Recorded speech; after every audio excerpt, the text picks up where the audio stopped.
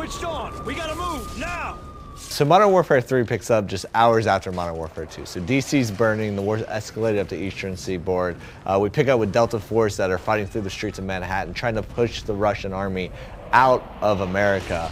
But that's just the beginning. I mean, the war is going all over the world. It's started to spread into Europe, but the conflict in each area, which is what I love, is very different because the war is raging very differently, where New York and U.S. is war-torn by the end of Modern Warfare 2, but in Europe, they're still very populated cities. They have their local resistance forces, their local armies that are fighting alongside things like the British SAS, trying to figure out how this conflict is unfolding and how their countries and cities are going to be pulled into it. So we follow that, but more importantly, we need to figure out what's happened to Task Force 141. By the end of Modern Warfare 2, they were either dead or on the run. And so we figure out how these three stories really arc into each other into this global conflict.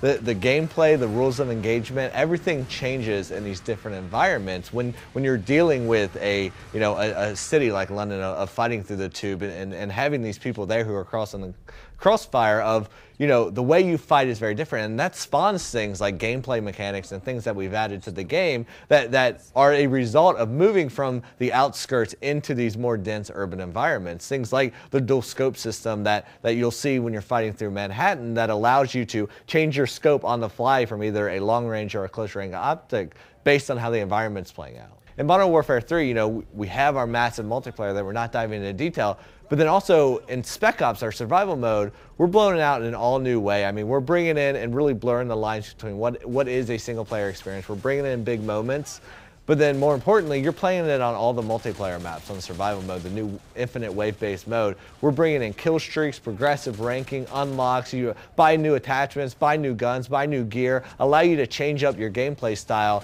as the enemy's constantly changing up theirs. And that's something like you've never experienced in Call of Duty before in the way that we're doing Spec Ops now. I mean, you can call in a Delta Squad, have them come in and be defending you as you're fighting through all these AI enemies in the survival mode. It's awesome.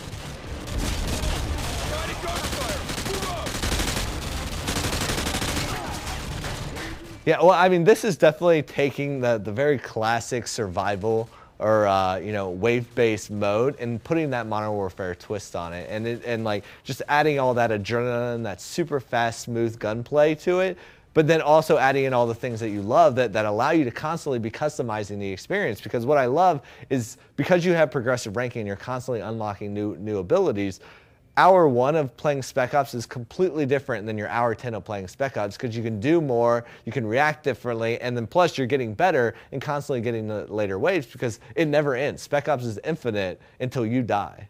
We're detecting multiple hostiles on the rooftops in your area. You now have OpCon of a fully armed Reaper. Coming off of Call of Duty 4 at its time felt like the biggest thing of all time.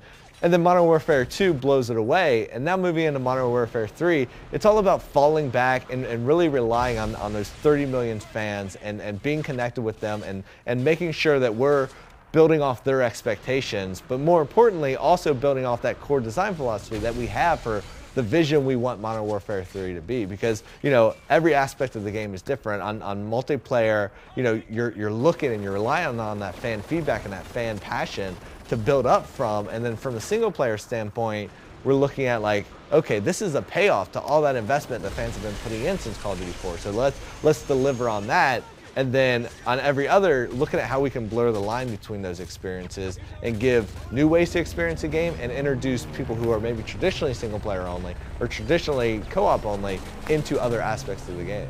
There's definitely something for everyone, whether you're brand new to Call of Duty or you've been playing it for years. I mean, we really focus on giving a platform to allow everyone in our audience to have fun. They want to have fun without hindering somebody else. So pick it up, give it a try November 8th.